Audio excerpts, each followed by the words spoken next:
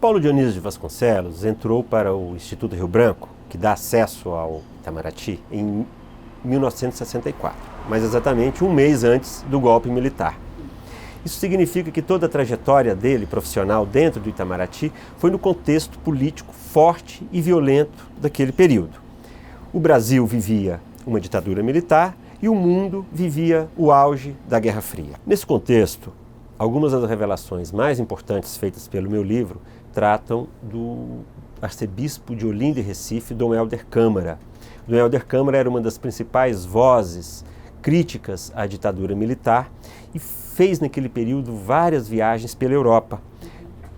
Todas essas viagens foram vigiadas muito de perto pelos agentes da ditadura, fossem eles militares, adidos militares, ou mesmo os diplomatas. Paulo Dionísio várias vezes foi acionado para buscar informações, as entrevistas e as reuniões que Dom Helder fazia.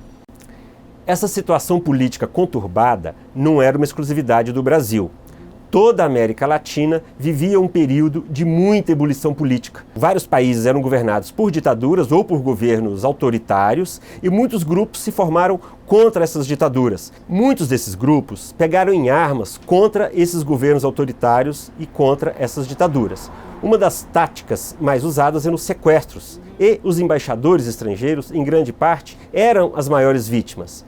Paulo Dionísio morreu nesse ambiente. Então, desde o primeiro minuto, houve uma dúvida se a morte de Paulo Dionísio estava relacionada com fatos políticos. O resgate da história de Paulo Dionísio serviu, então, para contar muito mais do que sua própria história. Ele serviu também para contar esse período importante da história do Brasil e esse período importante vivido pela diplomacia brasileira.